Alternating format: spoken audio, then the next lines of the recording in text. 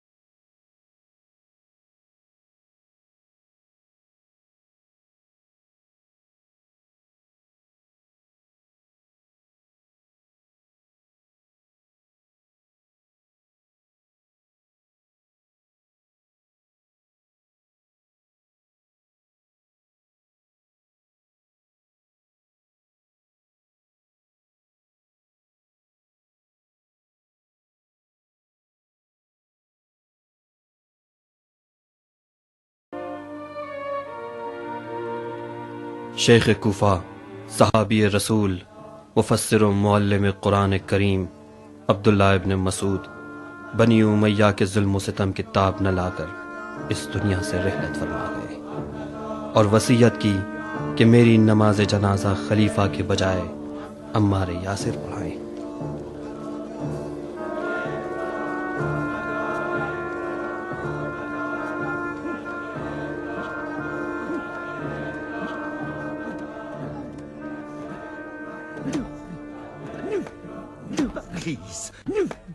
اٹھو اٹھو حمزہ، خاک اڑاؤ اپنے سر پر، اصحاب بدر کی غربت پر گریا کرو۔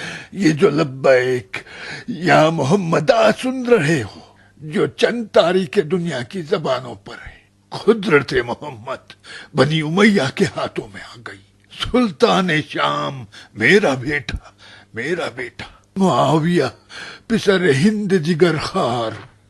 حمزہ، تیرا جگر چبانے کے بعد بھی میری ہند کو ٹھنڈک نہ ملی۔ پتا ہے کہ تیرے بھتیجے کے گھر کی عزت اب کہاں رہ گئی؟ عائشہ نے بنی ہاشم کے منہوں کو قفل کر دیا ہے۔ شورش کرنے والے عائشہ کے طرفدار ہو گئے۔ محمد کی نالین کو ہاتھوں میں اٹھا کر واہ مصیبتا کی فریاد بلند کی۔ اب کہاں باقی رہی سنت محمد؟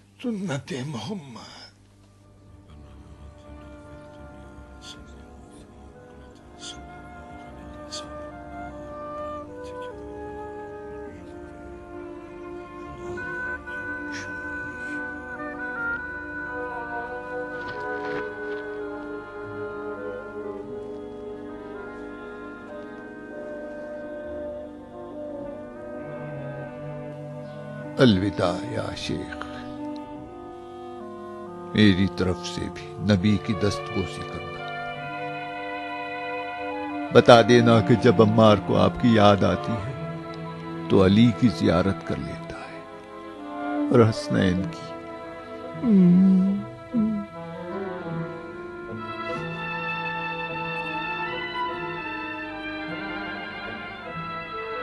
قریش 30 سال سے بنی ہاشم کے لگائے زخموں سے زخمی سانپ کی طرح تڑپ رہے۔ ڈرو اس دن سے جب بنی امیہ کی تلواریں خون سے سیخل ہوں گی۔ لعنت ہو تو، قسم خدا کی طلحہ، میری تلوار نے کئی مشرکین اور منافقین کی گردنیں اڑائی ہے۔ کاش اس ام الفتنے کو امان نہ دی ہوتی۔ ہم احد سے بھی بڑی جنگ کریں گے۔ اس بار قریش کے سرداروں سے خیانت کے جرم میں ہم علی کا سینہ چاک کریں گے۔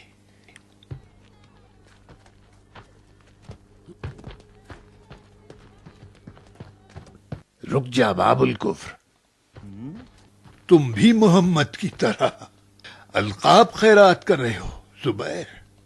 اگر ابو سفیان باب الکفر نہ ہوتا تو سیف الاسلام زبیر بھی نہ ہوتا۔ تم بھی تو کچھ بولو طلحت الخیر۔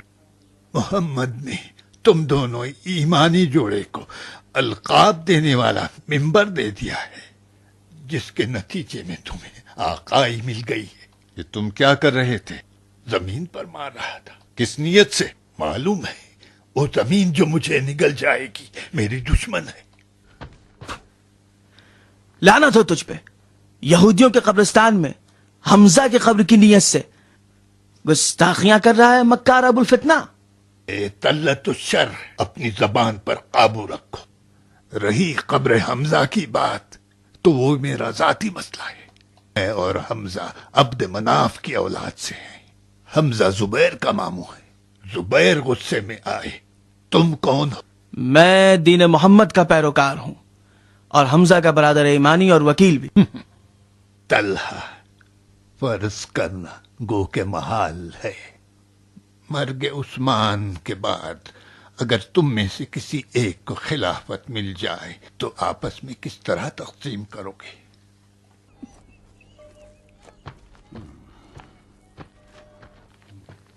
طوفان کے آثار کو قبیلے کے حیوانات انسانوں سے پہلے سمجھ لیتے۔ لگتا ہے کہ شام سے کوئی طوفان اٹھنے والا ہے۔ وفات پیغمبر اسلام حضرت محمد صلی اللہ علیہ وآلہ وسلم کے بعد مسلمانوں کے فتوحات کے دور میں اگرچہ کوفہ ایک اہم شہر شمار ہوتا تھا، لیکن اسی طرح مسلمانوں کو رومیوں سے جہاد نصیب ہونے پر قسطنطنیہ میں شام بھی ایک اہم جنگی غنیمت شمار ہونے لگا۔ خلافت دوم ہی کے زمانے سے معاویت ابن ابی سفیان کو شام کا حاکم اور لشکر شام کا سپہ سالار مقرر کر دیا گیا، اور خلافت سوم کے زمانے میں بھی معاویہ کو اسی مقام پر باقی رکھا گیا، اور اس طرح ایک قوی حکومت قسطنطنیہ میں بھی قائم ہو گئی۔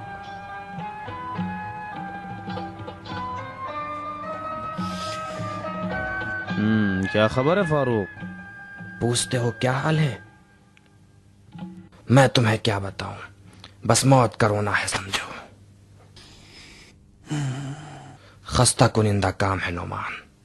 دولت مند اپنے مال کے بجائے اپنی جان دینا آسان سمجھتے ہیں۔ یہ سینیا جو تم دیکھ رہے ہو فقط شام کے تجار کا سہم زکوٰۃ ہے۔ ان کی شکلیں تو دیکھو جیسا کہ خود مستحق زکوٰۃ ہیں۔ ذرا سی بھی غفلت کی تو سونے کی تھیلی غائب۔ اپنی سناؤ نعمان۔ بالکل سرخ ہے سرخ۔ جب خزانہ زیادہ ہو اور لشکر مضبوط، کامیابی کی نئی راہیں تلاش کرنا چاہیے فاروق۔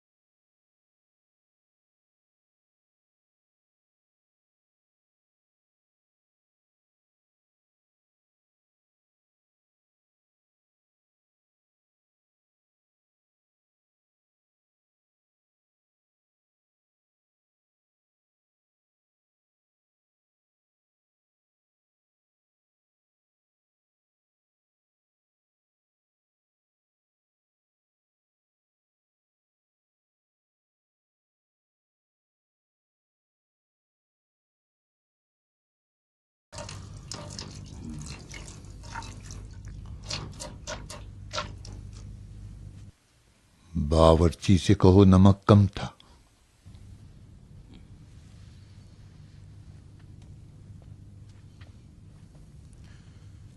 الہی بنعمت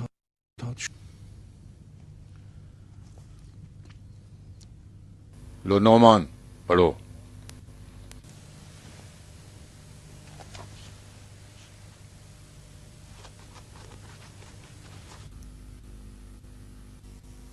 بسم اللہ الرحمن بلند آواز سے۔ بسم اللہ الرحمن الرحیم۔ خلیفہ عثمان ابن عفان کی جانب سے معاویہ ابن ابو سفیان کے نام تمہارا بھیجا ہوا نوشتہ ملا، جس سے پتہ یہ چلا ابو ذر غفاری فی کے اموال کے خلاف شعلہ بیانی سے کام لے رہے ہیں، اور یہ بھی سنا ہے کہ ہمارے خلاف کچھ لوگوں کو بھڑکا بھی رہے ہیں۔ اموال فی ان اموال میں سے ہے جو بغیر خونریزی کے مسلمانوں کے ہاتھ لگا، جس کا حق تصرف فقط خلیفہ اور ان کے متولیوں کے اختیار میں ہے، اور کوئی بھی اس کے آمد و خرچ کے بارے میں بولنے کا حق نہیں رکھتا۔ اگر ابو ذر بات نہ مانے اور اپنے دیے ہوئے فتوے پر عمل کریں اور امور خلافت میں مداخلت ایجاد کریں تو ان کو ایک سرکش اونٹ پر سوار کر کے مدینہ بھیج دو۔ خداوند عالم مسلمانوں کو عزت و شوکت اور تمہیں توفیق اطاعت عطا فرمائے۔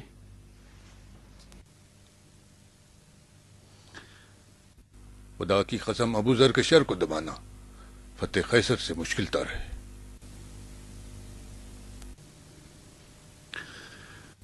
ہاں نعمان، ابو ذر کے ساتھ کیا کرو گے؟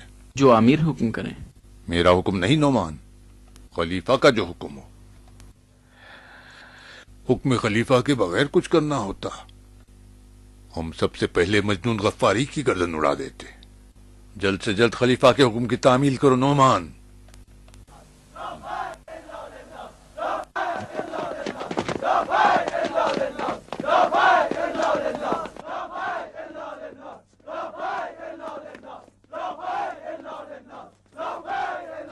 خاموش، چپ ہو جاؤ،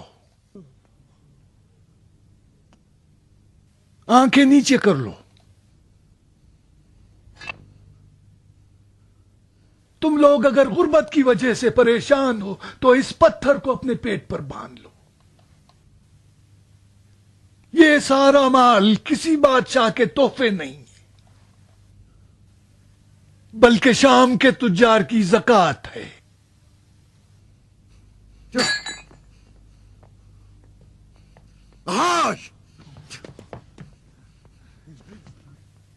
کیا تم جانتے ہو کہ تمہاری ثروت میں 3 شریک ہیں؟ پہلا شریک تمہارا مقدر ہے، جو اجازت کے بغیر تمہاری ثروت کو نابود کرتا ہے۔ دوسرا شریک تمہارے وارث ہیں، جو تمہاری موت کے منتظر ہیں۔ تیسرا شریک تم خود ہو۔ ہاں، تم سمجھے؟ کار خیر کرتے رہو۔ جان لو کہ ہر دن 2 فرشتے آسمان سے زمین پر آتے ہیں، ایک راہ خدا میں خرچ کرنے والے کے حق میں دعا کرتا ہے کہ خدایا اسے اجر عطا کر، اور دوسرا فرشتہ لعنت بھیجتا ہے کہ اس نے مال و ثروت جمع کیا ہے، اس کو نابود فرما۔ اور تم لوگ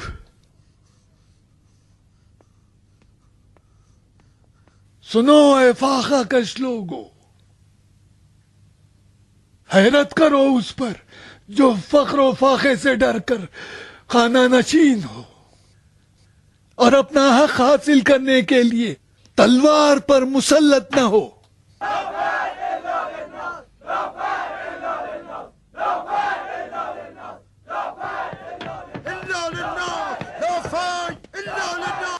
کیا فضول بکواس ہے، دیوانے۔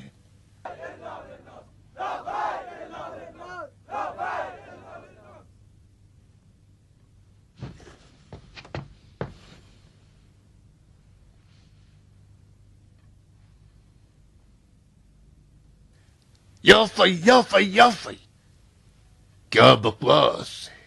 کیا فی کی غنیمت مسلمانوں نے لڑ کر حاصل کی؟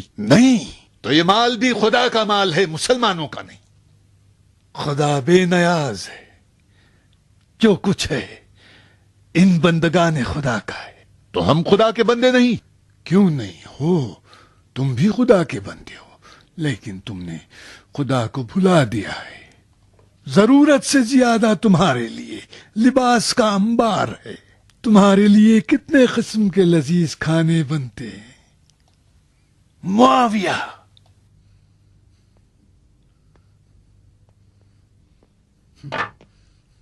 تمہیں 2 لباس اور پیٹ بھر کے کھانے سے زیادہ کیا چاہیے؟ اموال غنیمت خلیفہ اور ان کے متولیوں کے پاس کیا کر رہا ہے؟ اپنی ذاتی ثروت کی ترقی، اس بھوکی امت کی خوشحالی یا آبادی کے لیے خرچ ہو رہا ہے؟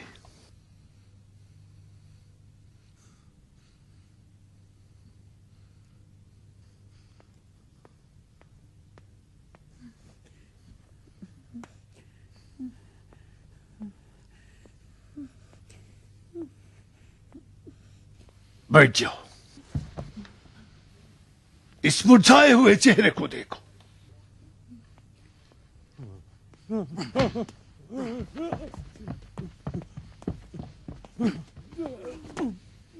اور دیکھو اس چربدار کو۔ یہ فرق جو تم دیکھ رہے ہو کہاں ذکر ہوا ہے شریعت محمدی میں؟ ثابت کرو جس نے بھی حرام جمع کیا ہے اس کے حلق سے نکلواؤں گا۔ بات انصاف کی ہے، اسراف کی بات ہے۔ تم نے دین محمد کے جوہر کو نہیں جانا، خدا کو صرف حرام و حلال کی حد تک جانتے ہو۔ میں کس طرح ثابت کروں جب اس مجرم نے تمہاری اقتدا کی ہے؟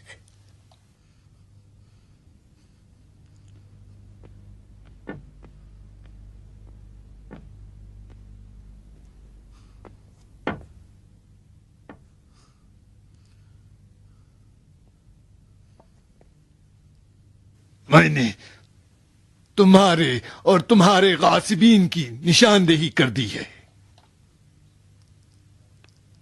تم لوگ ڈرنا نہیں، اور جان لو کہ مرد کی طاقت اس کے دل میں ہوتی ہے، نہ اس کے لباس میں، اور تلوار کی دھار تلوار میں ہوتی ہے، اس کے نیام میں نہیں۔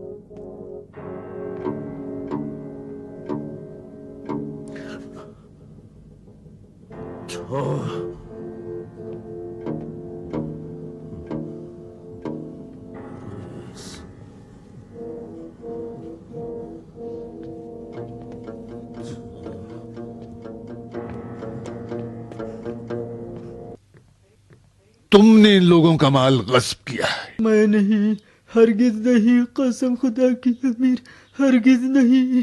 میں نے بڑی محنت و مشقت سے تجارت کی ہے امیر، اپنے مال کا زکوٰۃ بھی پابندی سے دیتا رہا ہوں۔ بارہا ڈاکوؤں نے مجھے اپنی زد میں لیا ہے، کئی بار لوٹا بھی ہے۔ قسم ہے اللہ کی، ایک ذرہ بھی میرے ذمہ کسی کا باقی نہیں ہے۔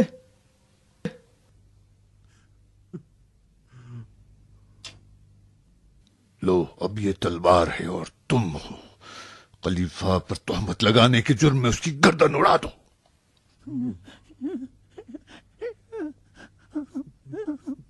نہیں امیر، میں نے اپنے ہاتھوں سے اب تک کسی کا خون نہیں کیا ہے، مجھے معاف کر دیجئے۔ جھوٹ بولتا ہے، مجرم تو خود ہے۔ نعمان، جی امیر، اڑا دو اس کی گردن۔ اطاعت کرتا ہوں امیر۔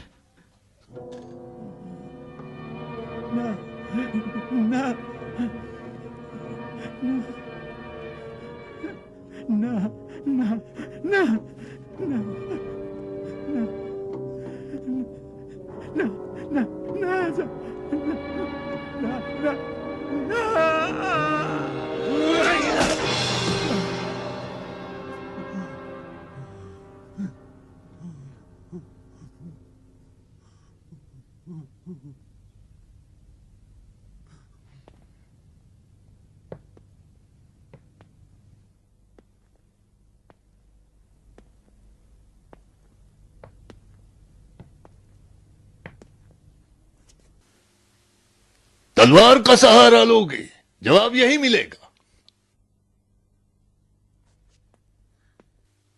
अपनी अक्ल पे भरोसा रखो। जाओ मस्जिद में जमे रहो ताकि मैं कुछ कर सकूं।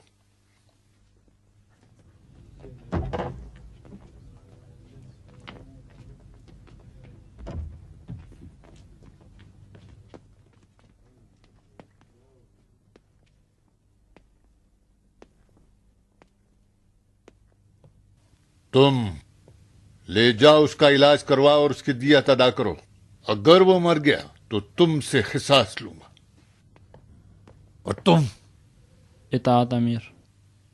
इस सोने की थैली को फुकरा में तकसीम कर दो। अच्छी बात है। नोमान, जी अमीर।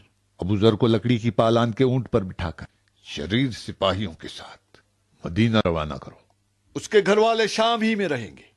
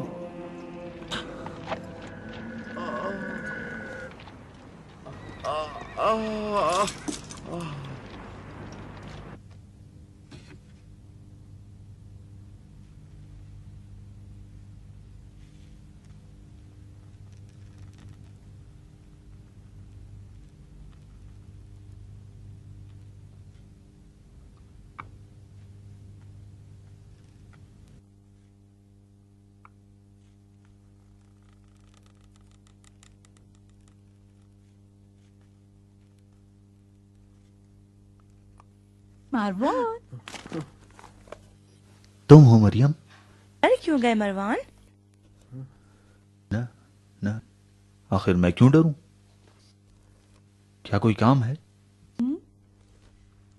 दस्तरख्वान लगा दिया है। खलीफा अपने लायक दामाद के इंतजार में खाना नहीं खा रहे हैं। लायक दामाद मैं कहाँ हूँ? सिनो साल के एतबार से नहीं, लेकिन अक्ल फिक्र के एतबार से तो हो। तो तुम भी अपनी बहनों पे नजर रखो, कहीं हसद न करने लगे। मरवान मरवान।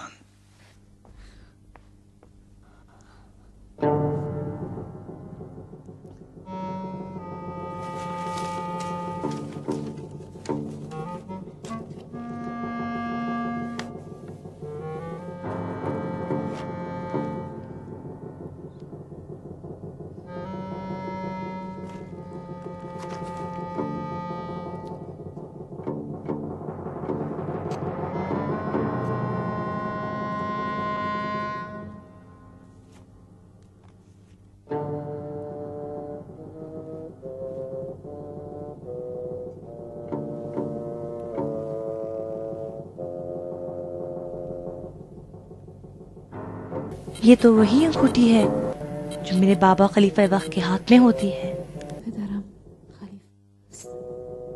कहां चली गई है तुम्हारी अक्ल? कहां तक ये बूढ़ा और अंधा अबू सुफियान आले उमैया की बलाएं अपने सर लिए फिर? क्यों इस आने वाले खतरे से तुम गाफिल हो? कौन सा खतरा? ही तूफान जो बसरे से आ रहा है। अबू जर, क्या किया तुमने उस पर काबू पाने के लिए? घबराए नहीं अम्मू जान, वो मर्द नातवान लकड़ी के कजावे पर सवार है। मदीना पहुंचने से पहले ही मर जाएगा। लकड़ी के कजावे पर जो सवार है वो एक सहरा नशीन मर्द है। रंजे सफर उसके लिए कुछ नहीं। तो मैं क्या करूं? माविया को उसके शर से बचा लिया तो क्या ये कम नहीं?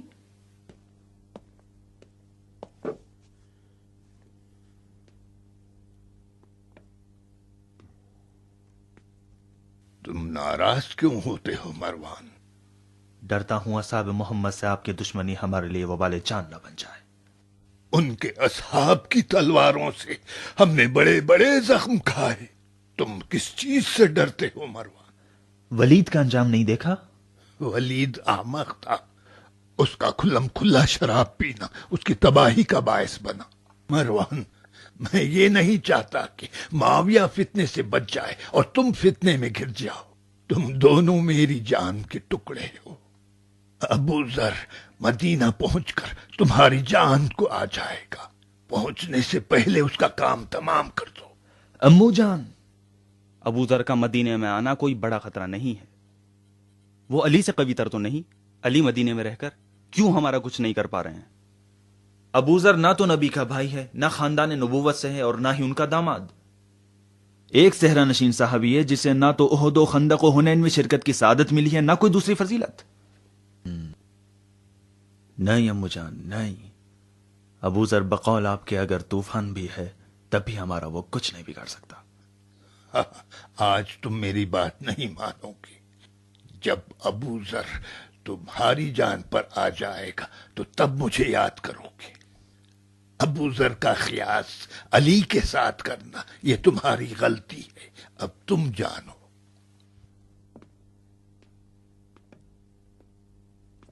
امو جان، امو جان، ابو ذر کے قتل کا جواز تو خلیفہ کی طرف سے ہونا چاہیے۔ ایک جعلی تحریر لکھو، خلیفہ سے مہر چرا کر لگا لینا۔ خلیفہ کی مہر تو ان کی انگلی میں رہتی ہے، مہر چرانے کے لیے تو ان کی انگلی کاٹنا پڑے گی۔ خلیفہ کی بیٹی تمہارے گھر میں ہے، مریم ان کی بیٹی کھیل کھیل میں اپنے باپ کی انگلی سے انگوٹھی نکال سکتی ہے۔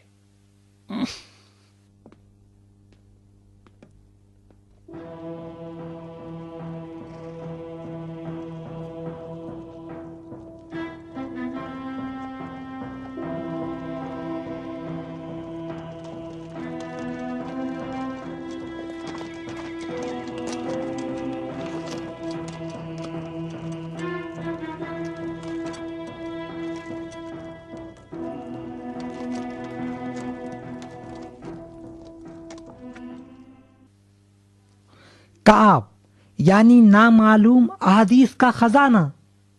سنو رسول اللہ کی حدیث، من اکل بصل الاکت فی المکہ وجب لہ الجنہ، جو اکے کی پیاز مکے میں کھائے اس پر جنت واجب ہے۔ جس نے ایک عدد اکے کی پیاز شیخ شرجی سے خرید لی اس نے جنت میں ایک وجب جگہ خرید لی۔ جس نے 2 عدد اکے کی پیاز شیخ شرجی سے خرید لی اس نے جنت میں 2 وجب جگہ خرید لی، اور جس نے 3 عدد اکے کی پیاز شیخ شرجی سے خرید لی اس نے جنت میں 3 وجب جگہ خرید لی، اور جو 4 عدد اکے کی پیاز شیخ شرجی سے خریدے 100 عراقی دینار کی نظر کی ہے میں نے اور طلحہ نے واجب ہو جائے گی، کہ ہمارے اور مرنے جس سے نے پہلے 5 عدد اکے کی ابو پیاز ذر کے شیخ چہرے پر شرجی سے تبسم خرید لی، دیکھیں۔ سمجھ لو اس نے جنت میں 5 آخر وجب کیا جگہ بات ہو گئی ہے اور جو تم 6 سر عدد افسوس اکے ہلا کی رہے ہو؟ پیاز شیخ مومن، شرجی سے خریدے، تم لوگوں نے خدا کو بھی محل 6 نشین وجب بنا جگہ دیا خریدی، ہے۔ اور جو 7 عدد اکے کی پیاز شیخ شرجی سے اب صرف ابو ذر اور اس کا ڈاکو گھرانہ بے تاج رہ گیا ہے۔ کہاں وہ نور خدا اور خوشبو محمد جو مسجد نبی نے بنائی تھی؟ اس پر جنت میں 8 وہاں دلوں کی صفائی ہوتی تھی۔ اور جو 9 عدد شیخ شرجی جو سے مسجد اکے کی پیاز خریدے، آج دیکھ رہا سمجھ لو اس پر 9 وجب جنت میں جگہ قبر ہے پاک دلوں کی۔ کوئی ایک آیت سنا دو جس میں مسلمانوں پر واجب قرار دیا گیا ہو کہ مسجد کی دیوار مٹی ہی کی بنے اور اس کی چھت کھجور کے پتوں ہی کی ہو۔ آیت سناؤ۔ اس نے ساری جنت اپنے نام خدا کا شکر، تم میں سے ہر ایک کئی ایک وحیوں کے بارے میں جانتے ہو۔ ایک پیاز کی احادیث اور آیات کا گننا یہاں کے خدا بے خبر لوگوں کا کام ہو گیا ہے۔ طلحہ، اکے کی پیاز والی حدیث زبانوں پر گردش کر رہی ہے. جنت میں جگہ اور 5 عدد پیاز کی سنو. 5 وجب جنت میں جگہ. بھائیو ذرا غور کریں. جس نے 1 عدد اکے کی پیاز شیخ شرجی سے خرید لی وہ جنت میں 1 وجب جگہ کا مالک ہو گیا، اور جس نے 2 عدد اکے کی پیاز شیخ شرجی سے خرید لی اس نے جنت میں 2 وجب جگہ خرید لی. جو 3 عدد اکے کی پیاز شیخ شرجی سے خریدے گا وہ جنت میں 3 وجب جگہ کا مالک ہو جائے گا، اور جو 4 عدد اکے کی پیاز شیخ شرجی سے خریدے گا وہ 4 وجب جنت میں جگہ کا مالک ہو جائے گا. جو 5 عدد رسول خدا پر بہتان لگایا جا رہا ہے اور تم تماشا دیکھ رہے ہو. جنت میں 5 شہداء احد سے تمہیں شرم نہیں آتی؟ اور جس نے 6 عدد اکے کی پیاز شیخ شرجی سے خریدی اس نے جنت میں 6 وجب جگہ کما لی. 7 پیاز کی 7 وجب جنت میں جگہ، 8 پیاز کی 8 وجب جگہ، 9 پیاز آدمی مرنے کے 9 بعد وجب ہی جگہ، آرام اور پا 10 سکتا ہے. پیاز کی 10 وجب جنت میں جگہ. اور شیخ محمد کی شرجی وفات کے ساری ساتھ پیاز خریدنے والے کو ابوذر ساری بھی مر جنت گئے مل ہیں. جائے گی.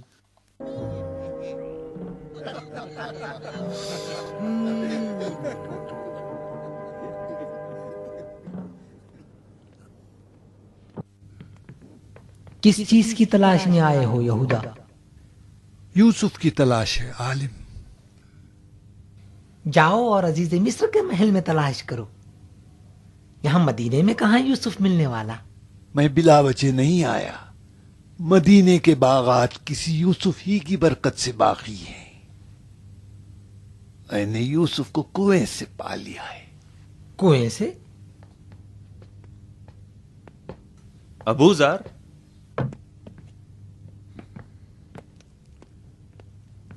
آخر تم کون ہو؟ کل میں کون ہوں گا معلوم نہیں، مگر آج میں بتکدے میں ابراہیم ہوں. تعجب ہے تم جیسے رسول کے صحابی پر مسلمین کے دارالخلافت کو بت کدے سے تعبیر کرتے ہو.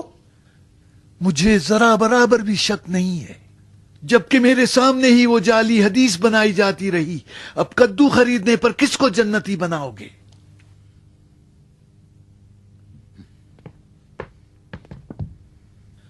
تمہاری اکے کی پیاز کا جادو والی حدیث میں نے بھی سنی ہے کہ پیغمبر نے فرمایا کہ جو اکے کی 1 عدد پیاز خریدے گا 1 وجب جنت میں جگہ پائے گا. میں تم سے پوچھتا ہوں مروان، جھوٹی حدیث بنانے والا، کعب کس بت کی شبیہ ہے؟ اتنا وقت نہیں ہے جو تمہاری بکواس سنے. نکل جاؤ یہاں سے، مجھے خلیفہ سے ملنا ہے. خلیفہ میں ہوں.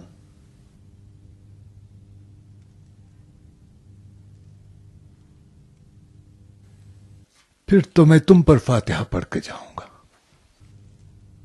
کان کھول کے سن غفاری دیوانے، پھر کبھی اگر سنا کہ تم نے کوئی فتویٰ دیا ہے تو تمہاری زبان کھینچ لوں گا. جاؤ دفع ہو جاؤ.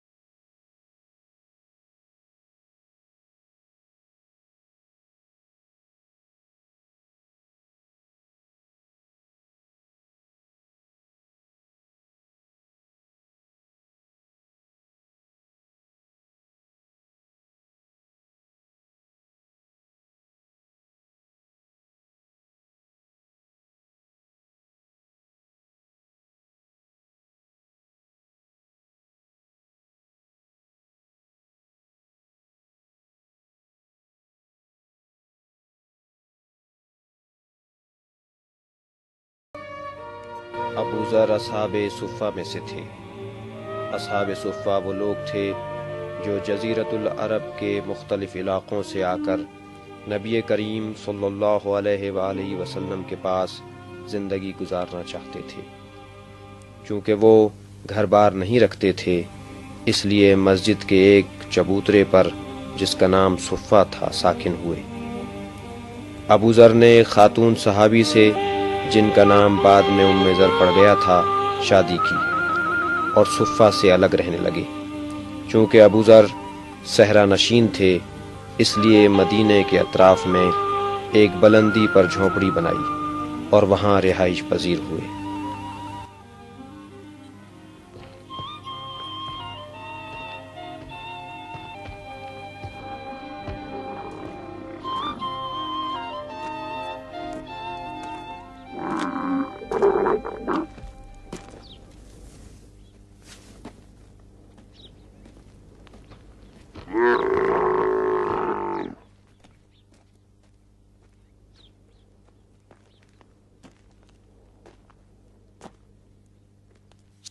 ذرا ٹھہریے۔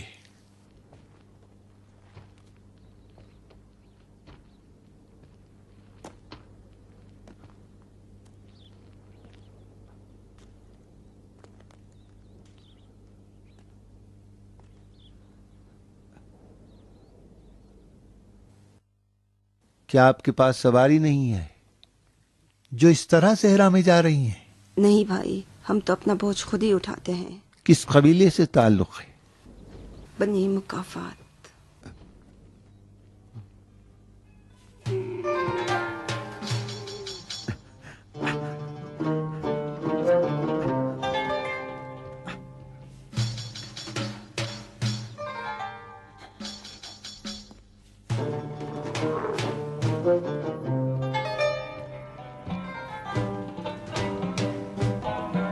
بھائی، ہم سے کیا چاہتے ہو تم؟ کچھ نہیں۔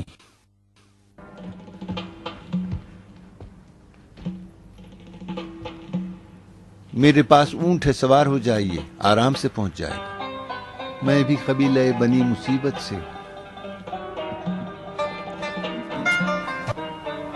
اس کا کہنا مان لو۔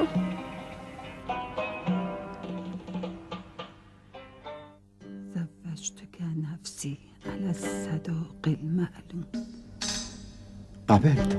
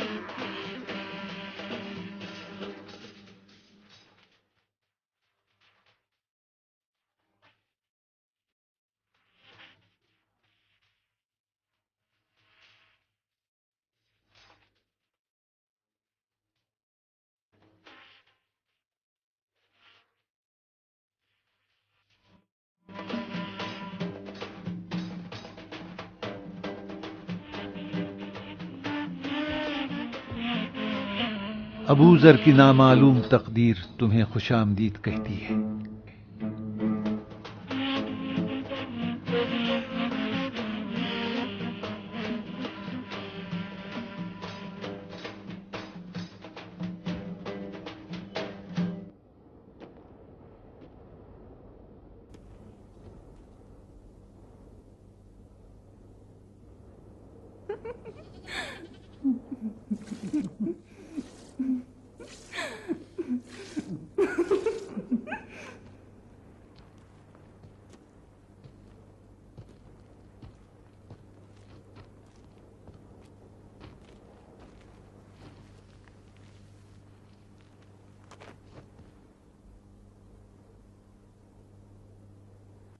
تم تنہائی سے تنگ نہیں آئے؟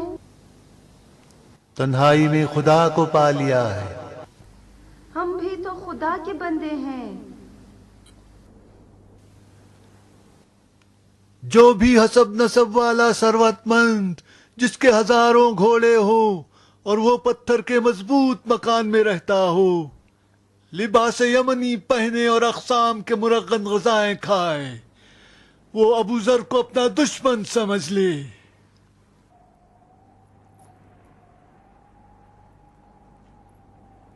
اے لوگو، یہ بات اچھی طرح سمجھ لو کہ فقر دریچے سے داخل ہوتا ہے اور ایمان کے دروازے سے باہر نکل جاتا ہے. اس نے بیعت توڑی ہے، حدیثیں گڑھی ہیں، جھوٹی باتوں کو پیغمبر کی طرف منسوب کیا ہے، حکم خلیفہ پر اعتراض کیا ہے.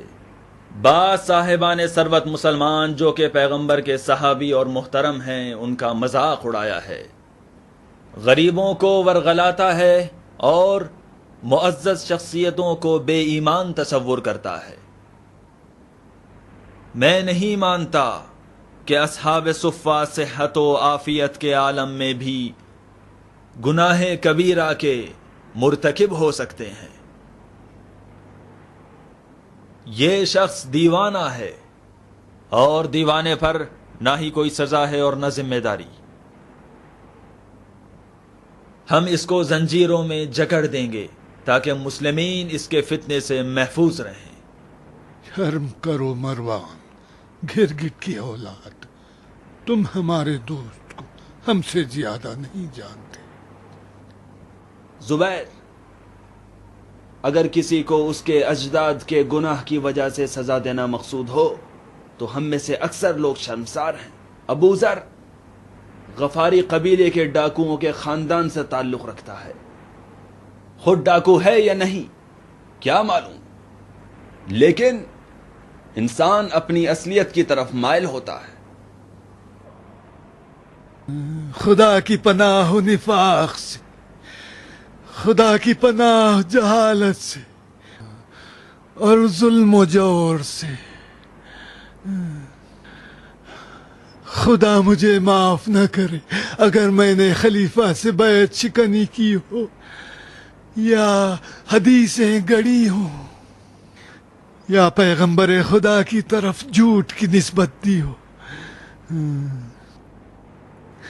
بندے خدا اپنے ایمان کی وجہ سے خدا کے قریب ہوتا ہے، نہ اپنے حسب و نسب سے. میں نہ طلحہ اور زبیر کی حمایت کا محتاج ہوں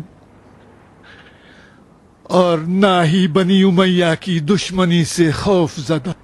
نہ میرے پاس کچھ ہے جس کے چھن جانے سے ڈرتا ہوں اور نہ تم سے کچھ حاصل کرنے کی طمع رکھتا ہوں.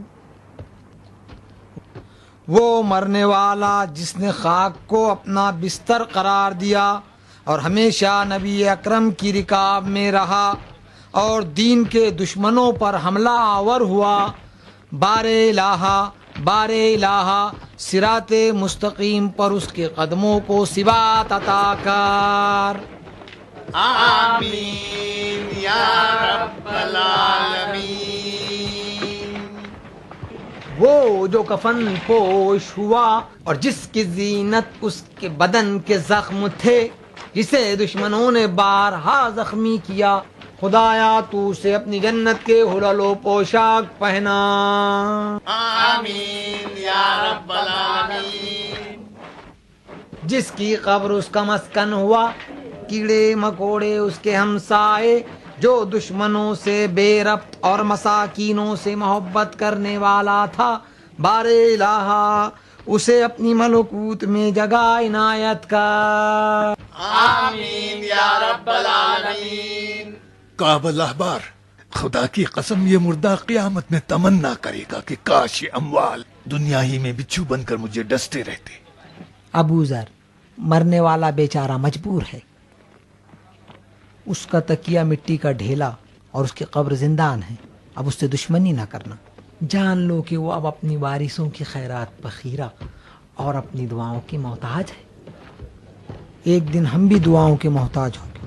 عجب، کاش یقین رکھتے کہ قبر جسم کے لیے گھر ہے اور تندرست جسم زیادہ کیڑے پیدا کرتا ہے. کعب، سزا اور جزا اپنے کردار سے ہے، نہ کہ وارث کی خیرات یا دوست کی دعا سے. بس تم اپنے کردار کا خیال رکھو، اس مردے کے وارث کو اس کے لیے خیرات کرنے دو. کعب، بتاؤ مجھے، کیا کردار میں واجبات نہیں ہیں؟ حق چونکہ تلخ ہے ہم اس کو چھپائیں. خلیفہ تمہیں احکام دین سے آشنا مانتے ہیں، تم مشہور عالم ہو اور قضاوت میں اہل نظر بھی. جس نے ذخیرہ اندوزی کی ہے اور انفاق بھی نہیں کیا، کیا وہ معاف کر دیا جائے گا؟ جس نے اپنے مال کی زکوٰۃ ادا کر دی، اب وہ اپنا مکان چاندی کی اینٹوں سے بنا یا سونے کی اینٹوں سے، اس کے ذمے تو کچھ بھی نہیں رہتا. لیکن وہ لوگ جو حلال جمع کریں، حلال خرچ کریں، حلال باقی چھوڑیں، ان کے لیے دنیا و آخرت دونوں ہیں. کعب، تم دین محمد کی تبلیغ کرتے ہو یا اپنے گمراہ کن افکار کی؟ محمد کا حکم بتاؤ کہ بخیل کا مال جب تک راہ خدا میں خرچ نہ ہو وہ صاحب مال کے لیے آگ ہے. تم بخیل ہو تو صاحب مال کیا کرے؟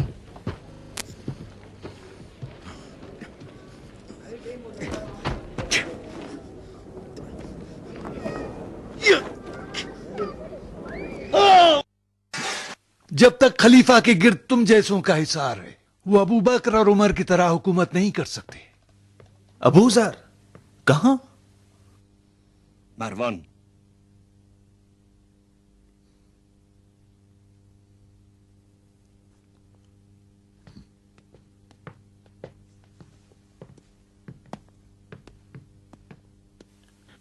شہر بدر کرنے کی سزا سے کم پر راضی نہ ہونا ربضا کے لیے. ربضا یاد رہے گا نا؟ ربضا. جاؤ.